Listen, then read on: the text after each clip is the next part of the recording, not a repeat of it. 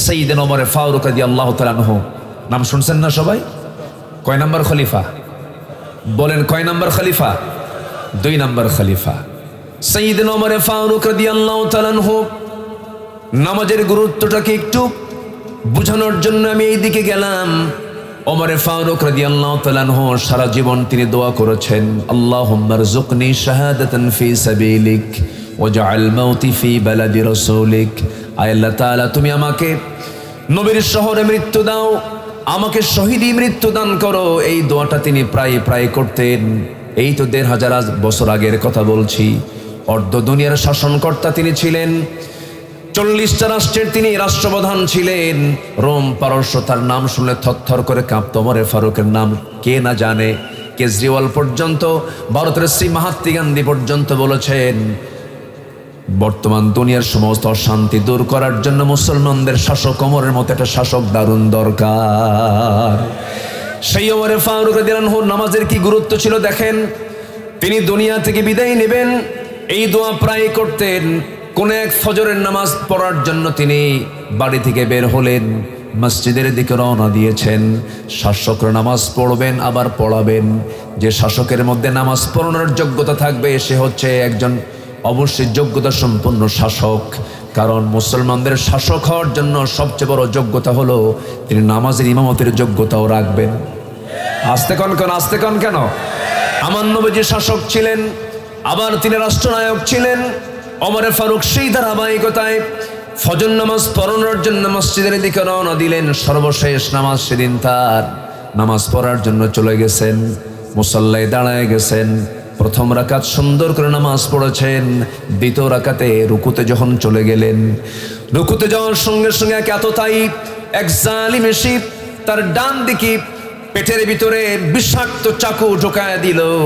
নামাজ আর পড়তে পারলেন না। সেভ করার জন্য তিনি নামাজ ছেড়ে দিলেন। নামাজ ছেড়ে দেওয়ার সঙ্গে সঙ্গে আবার ওপর জেপুরে আবার হামলা হলো। তল পেটে বিষাক্ত চাকু 2 বার ঢুকায় দেওয়া হলো।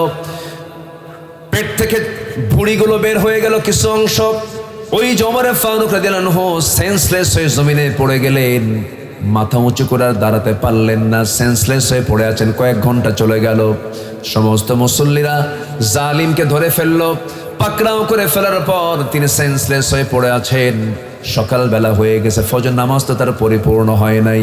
সকালবেলা যখন তার চক্ষুটা তিনি খুলে ফেললেন, সেন্সটা ফিরে পেয়েছেন, কোনোভাবে রক্ত ঝরছে শরীর থেকে।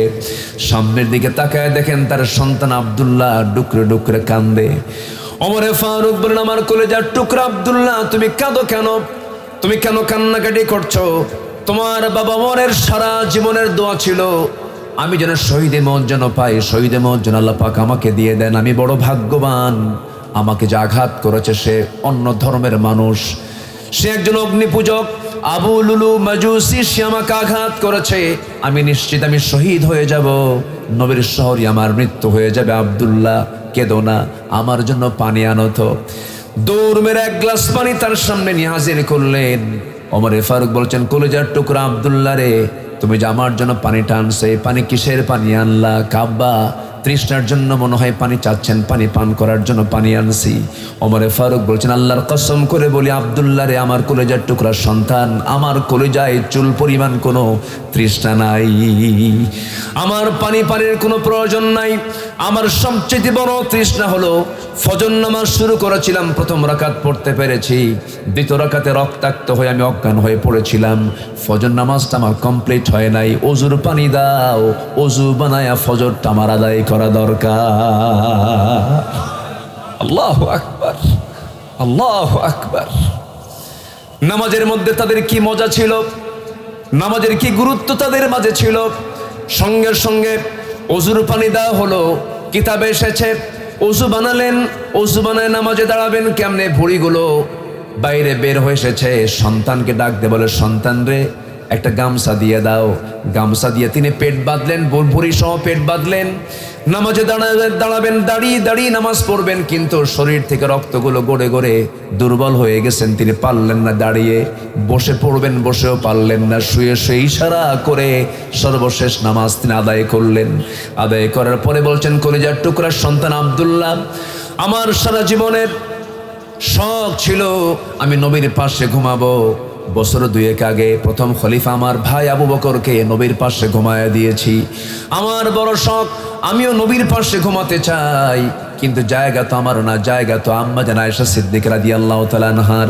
অতএব তুমি আমার পক্ষ থেকে তার দরজায় গিয়ে কড়া নেড়ে আমার প্রস্তাবটা দিয়ে আসো, যে বলো ওমর তার কাছে কবরের জায়গাটা ভিক্ষা চেয়েছে, একটু যে বলো। যে যখন তার সামনে যখন এমন আবদার করা হলো, আম্মা জান আয়েশা কাঁদতে কাঁদতে বলছে, না হারে, জগৎধন্য একজন খলিফা, অর্ধজাহানের একজন খলিফা ওমরের মতো মানুষ আমার কাছে একটা সামান্য জায়গার আবদার করেছে, আমি আয়েশা আমার কবরের জায়গা অংশটুকু আমি ওমরে ফারুকরে দান করে দিলাম।